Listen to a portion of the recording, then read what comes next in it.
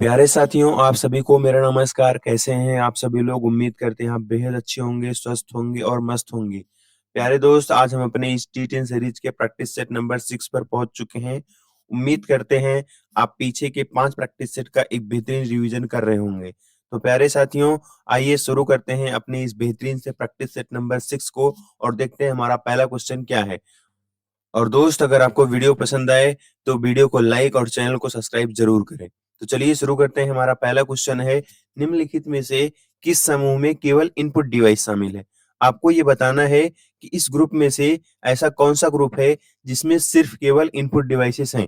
तो पहला है आपका माउस। माउस कैसी डिवाइस है? माउस आपकी इनपुट डिवाइस है। नेक्स्ट है आपका कीबोर्ड। कीबोर्ड भी आपकी इनपुट डिवाइस है। नेक्स्ट है आपका प्रोजेक्टर। यहाँ प्रोजेक्टर कैसी डिवाइस हो गई आपकी? प्रोजेक्टर आपकी हो गई आउटपुट डिवाइस। तो ये क्या है? ऑप्शन गलत हो गया। नेक्स्ट है आपका माउस है, कीबोर्ड है, मॉनिटर है। मॉनिटर तो आपकी कैसी डिवाइस है? मॉनिटर आपकी आउटपुट डिवाइस है, इसके लिए ये ऑप्शन भी गया। माउस है, कीबोर्ड है, प्रिंटर है। प्रिंटर की वजह से ये ऑप्शन भी गया। माउस, कीबोर्ड और स्कैनर, ये तीनों डिवाइसेस जो हैं कैसी डिवाइसेस हैं? इनपुट डिवाइसेस हैं। इसकी वजह से हमारा करेक्ट जवाब क्या हो जाएगा? D option. अब मैं आपको कुछ सबसे महत्वपूर्ण इनपुट डिवाइसेस की लिस्ट दिखाता हूं। आप 1 से 2 बार उस लिस्ट को जरूर पढ़िएगा ताकि वो सारी डिवाइसेस आपको याद हो जाए। तो देखिए, ये है हमारी इनपुट डिवाइसेस की लिस्ट। इनपुट डिवाइसेस में कीबोर्ड हो गया, माउस हो गया, स्कैनर हो गया, लाइट पेन हो गया, जॉयस्टिक हो गई, ट्रैक बॉल हो गया, माइक्रोफोन हो गया, वेब कैमरा हो गया, बारकोड रीडर हो गया, OCR, OMR, MICR. OCR, OMR और एमआईसीआर का पूरा नाम बताइएगा। टच स्क्रीन, बायोमेट्रिक डिवाइस, और आपका हो गया ग्राफिक्स टैबलेट, और आपका हो गया आरएफआईडी सेंसर, और आपका हो गया आरएफआईडी रीडर या आरएफआईडी सेंसर। आप मुझसे बताइए, ये सारी डिवाइसेस कैसी डिवाइसेस हैं? ये सारी डिवाइसेस आपकी इनपुट डिवाइसेस हैं। अब इसके अंदर ओसीआर दिया गया है। ओसीआर का पूरा नाम बताइए। ओसीआर का पूरा नाम क्या होगा? ओसीआर का पूरा नाम होता है ऑप्टिकल कैरेक्टर रीडर। क्या होता है? Optical character reader. इसका पूरा नाम होता है optical optical character reader. Optical character reader. आप मुझे बताइए, ओएमआर का पूरा नाम क्या होता है? ओएमआर का पूरा नाम होता है ऑप्टिकल मार्क रीडर। क्या होता है? Optical mark reader. Optical mark reader. Optical mark reader. आप मुझे बताइए, एमआईसीआर का क्या होता है? एमआईसीआर का होता है magnetic ink character reader. Magnetic magnetic ink character reader. Magnetic ink character magnetic ink character reader. ये होता है आपका एमआईसीआर का पूरा नाम। उम्मीद करते हैं कि आपको ये लिस्ट समझ में आई होगी। आप इस लिस्ट को 1 से 2 बार पढ़ेंगे तो आपको ये लिस्ट प्रॉपर तरीके से याद हो जाएगी। चलते हैं हम अपने नेक्स्ट क्वेश्चन के ऊपर। बाय डिफॉल्ट हेडर और फुटर किस पेज पर प्रिंट होते हैं? हेडर और फुटर क्या होते हैं ये पहले जानिए, इसके बाद हम देखते हैं हेडर और फुटर किस पेज पर प्रिंट होते हैं हमारे बाय डिफॉल्ट तरीके से। तो आप देखिएगा, ये है आपका पेज। ये क्या है? आपका पेज है। इस पेज के ऊपर इस पेज के ऊपर ऊपरी भाग इस पेज का ऊपरी भाग इस पेज का ऊपरी भाग आपका क्या कहलाता है? हेडर कहलाता है। क्या कहलाता है? हेडर कहलाता है। और पेज का निचला भाग क्या कहलाता है? फुटर कहलाता है। क्या कहलाता है? फुटर कहलाता है। जहां पे हम क्या देते हैं? पेज नंबर वगैरह देते हैं। जहां पे हम क्या देते हैं? पेज नंबर वगैरह देते हैं। वो एरिया क्या होता है? या हम डेट को मेंशन कर सकते हैं। ये एरिया हमारा क्या होता है? हेडर या फुटर होता है। हेडर और फुटर में हम क्या कर सकते हैं? पेज नंबर इंसर्ट कर सकते हैं, डेट इंसर्ट कर सकते हैं, टाइम इंसर्ट कर सकते हैं, या कोई अपना एक जो भी मैसेज है हम उसको इंसर्ट कर सकते हैं। अब आप मुझे बताइए, हेडर और फुटर एमएस वर्ड के किस टैब में पाए जाते हैं? एमएस वर्ड के किस टैब में पाए जाते हैं? हेडर और फुटर एमएस वर्ड के इंसर्ट टैब में पाए जाते हैं। किस टैब में पाए जाते हैं? इंसर्ट टैब में पाए जाते हैं। अब आप मुझे इस क्वेश्चन का जवाब दीजिए कि हेडर और फुटर किस पेज पर प्रिंट होते हैं? हर पेज पे प्रिंट होते हैं, या आवश्यक पेज पे प्रिंट होते हैं, पहले पेज पे प्रिंट होते हैं, या इनमें से कोई नहीं? तो इसका सही जवाब क्या हो जाएगा?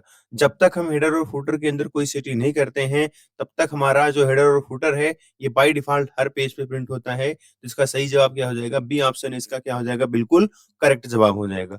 ठीक है, उम्मीद करते हैं आपको ये क्वेश्चन समझ में आया होगा। चलते हैं हम अपने नेक्स्ट क्वेश्चन के ऊपर, देखते हैं अगला क्वेश्चन हमारा क्या है। मॉनिटरिंग क्या होती है, मुझे बताइए मॉनिटरिंग क्या होती है। कंटिन्यूअस चेकिंग करना, जजिंग करना, निर्णय लेना मॉनिटरिंग होती है, या मूल्यांकन करना, किसी भी चीज को इवेल्युएट करना, या किसी चीज को शिफ्ट करना या स्थानांतरण करना। इसका बताइए सही जवाब क्या होगा। मॉनिटरिंग क्या है, मॉनिटरिंग है किसी भी चीज की निरंतर जांच करना।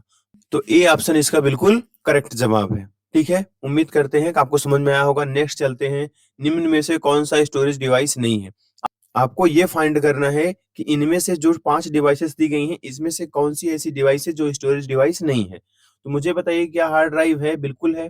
कॉम्पैक्ट डिस्क, इसी का नाम होता है सीडी, इसका नाम क्या होता है सीडी, इसी को हम बोलते हैं कॉम्पैक्ट डिस्क, ये तो बिल्कुल है। जॉयस्टिक कैसी डिवाइस है, जॉयस्टिक आपकी इनपुट डिवाइस है। कैसी डिवाइस है, इनपुट है, ये स्टोरेज नहीं है। प्लॉटर कैसी है, प्लॉटर आपकी आउटपुट है, ये भी स्टोरेज नहीं है। मेमोरी स्टिक क्या है, ये भी आपकी मेमोरी, ये आपकी मेमोरी डिवाइस है। इसमें कौन सा नहीं है, सी और डी नहीं है। इसमें से सी और डी ऐसी डिवाइसेस हैं जो हमारी स्टोरेज डिवाइसेस नहीं है। बाकी जितनी भी 3 दी गई हैं वो क्या है हमारी, वो हमारी स्टोरेज डिवाइसेस हैं। ठीक है, आगे क्वेश्चन पे चलते हैं। वर्कशीट को प्रोटेक्ट करने के लिए प्रोटेक्शन और प्रोटेक्ट सीट विकल्प किस मेनू में होता है। बताइए जल्दी जल्दी, प्रोटेक्शन और प्रोटेक्ट सीट किस मेनू में पाया जाता है। प्रोटेक्शन और प्रोटेक्ट सीट ये पाया जाता है आपका रिव्यू मेन्यू में। किस मेन्यू में पाया जाता है, रिव्यू मेन्यू में।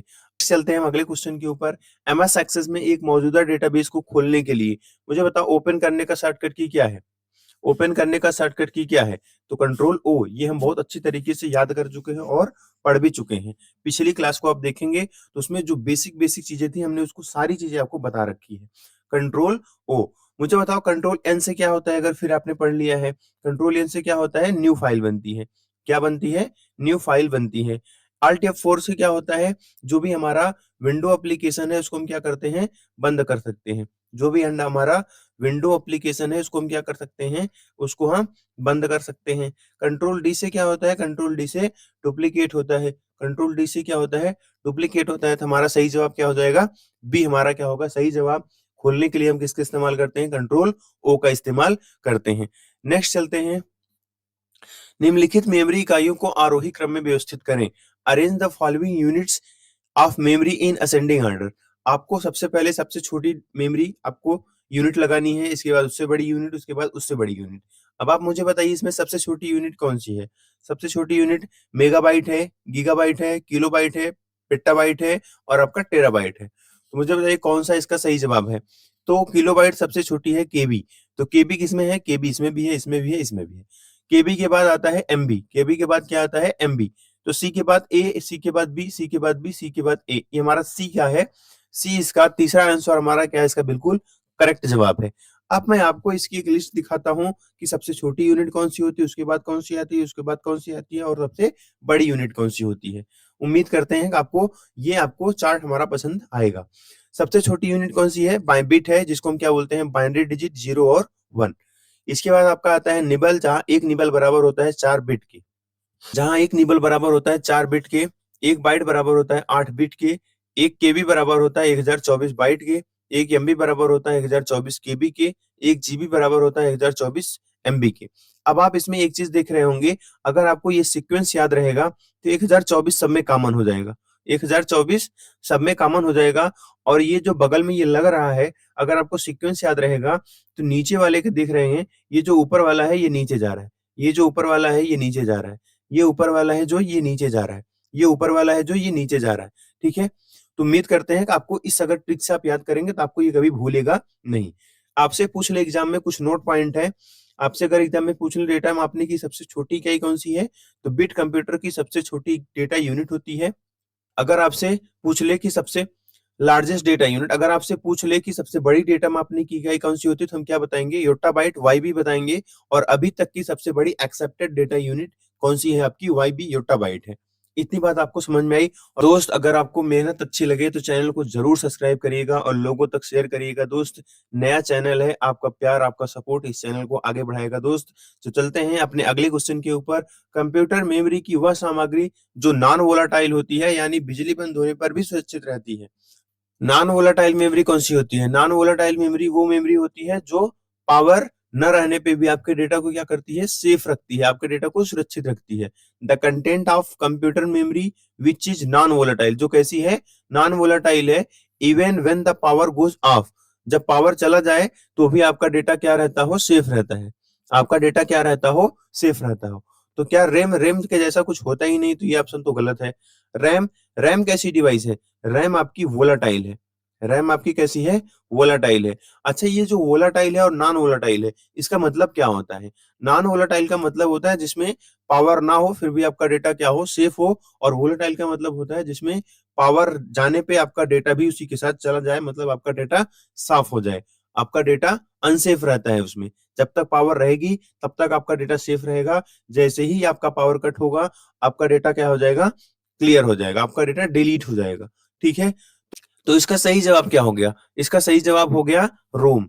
इसका सही जवाब क्या हो गया, रोम। रोम आपकी कैसी डिवाइस है, ये नॉन वोलाटाइल डिवाइस है, अगर पावर चली भी जाए तो ये अपने डेटा को क्या करती है, सेव करके रखती है। मुझे बताइए रैम का पूरा नाम क्या है और रोम का पूरा नाम क्या है? रैम का पूरा नाम है रैंडम एक्सेस मेमोरी। क्या है, random access memory, random access memory, random access memory. और रोम का क्या है, रोम का है रीड ओनली मेमोरी। रोम का क्या होता है, read only memory, read only memory. इतनी बात आपको समझ में आई। आगे चलते हैं हम अपने नेक्स्ट क्वेश्चन के ऊपर। नेक्स्ट आपका, मैंने आपके लिए कुछ कॉन्सेप्ट को तैयार किया, उम्मीद करते हैं कि आपको ये जो जानकारी ये पसंद आएगी और एग्जाम में अगर यहाँ से क्वेश्चन बनते हैं तो आप इसको जरूर कर पाएंगे। बूटिंग प्रोसेस क्या होता है, जैसे आपका, जैसे कंप्यूटर जब चालू होता है या कंप्यूटर चालू और बंद होता है, उस प्रोसेस को हम बोलते हैं बूटिंग। उस प्रोसेस को हम क्या बोलते हैं, बूटिंग बोलते हैं। वह प्रक्रिया जिसमें कंप्यूटर को चालू करने पर उसका ऑपरेटिंग सिस्टम मेमोरी में लोड होता है और सिस्टम काम करने के लिए तैयार होता है, उसको हम क्या बोलते हैं, बूटिंग प्रोसेस बोलते हैं। उसको हम क्या बोलते हैं, बूटिंग प्रोसेस बोलते हैं। दो तरह की हमारे पास बूटिंग होती है, एक होती है कोल्ड बूटिंग जिसको हम बोलते हैं हार्ड बूटिंग, और एक होती है आपकी वार्म बूटिंग जिसको हम बोलते हैं सॉफ्ट बूटिंग, जिसको हम क्या बोलते हैं, सॉफ्ट बूटिंग बोलते हैं। आइए देखते हैं कोल्ड बूटिंग क्या होता है और वार्म बूटिंग क्या होता है। बूटिंग तो हम समझ ही गए हैं, बूटिंग क्या होती है। बूटिंग हमारा वो प्रोसेस होता है जिसके अंदर हमारा सिस्टम चालू होता है और ऑपरेटिंग सिस्टम मेमोरी के अंदर क्या होती है, लोड होती है। ठीक है, अब बूटिंग हमारी दो तरह की होती है, एक होती है कोल्ड बूटिंग जिसको हम बोलते हैं हार्ड बूटिंग, एक होती है वार्म बूटिंग जिसको हम बोलते हैं सॉफ्ट बूटिंग। कोल्ड बूटिंग क्या होती है, ये देखिए, जब कंप्यूटर पूरी तरह बंद होता है और फिर चालू होता है, मतलब कंप्यूटर पूरी तरह से बंद हो जाए और फिर से चालू हो, इसको बोलते हैं कोल्ड बूटिंग।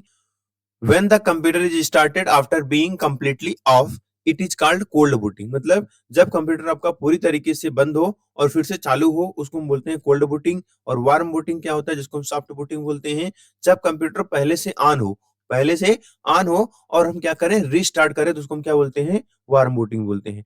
ऐसा समझिए, आप अपनी मोबाइल को जब रीस्टार्ट करते हैं तो आपकी सॉफ्ट बूटिंग है। कैसी बूटिंग है, सॉफ्ट बूटिंग है, वार्म बूटिंग है। और जब आप सिस्टम को बंद करके फिर से चालू करते हैं, जब आप अपने मोबाइल को पूरी तरीके से स्विच ऑफ करते हैं फिर चालू करते हैं, तो आपकी कोल्ड बूटिंग है। इतनी बात आपको समझ में आई। उम्मीद करते हैं कि आपको ये जानकारी अच्छी लगी होगी। और दोस्त, अगर जानकारी अच्छी लगे तो वीडियो को लाइक जरूर करिएगा। कंट्रोल जेड किसको डिपिक्ट करता है, किसको दर्शाता है? कंट्रोल जेड से क्या होता है, समूह को हटाना, मतलब अनग्रुप करना, कंबाइन करना, अंडू करना या रीडू करना। तो इसका सही जवाब क्या होगा, अंडू करना, वापस पूर्व स्थिति में जाना, वापस पूर्व स्थिति में जाना इसका सही जवाब हो जाएगा। ठीक है, आगे चलते हैं। कीबोर्ड और माउस किसके उदाहरण है, जल्दी जल्दी बताइए, कीबोर्ड और माउस किसके उदाहरण है? क्या कीबोर्ड और माउस इनपुट डिवाइस है, क्या कीबोर्ड और माउस आउटपुट डिवाइस है, क्या डिजिटल डिवाइस है, क्या माइक्रो डिवाइसेस है? तो अब हमारे दोस्त, आप लोग गलती नहीं करेंगे क्योंकि अभी हमने दिखा के आया आपको लिस्ट, कीबोर्ड और माउस कैसी डिवाइसेस हैं, कीबोर्ड और माउस दोनों इनपुट डिवाइसेस हैं। तो उम्मीद करते हैं कि आपको ये क्लास अच्छी लगी होगी दोस्त। और अगर आपको ये वीडियो अच्छा लगे, आपको मेरी मेहनत अगर आपको अच्छी लगे, तो चैनल को सब्सक्राइब और वीडियो को लाइक जरूर करें और अपने दोस्तों तक पहुंचाएं। नया चैनल दोस्त, आपका प्यार, आपका सपोर्ट ही इस चैनल को आगे बढ़ाएगा। तो प्यारे साथियों, ख्याल रखिए अपना। जय हिंद, जय भारत।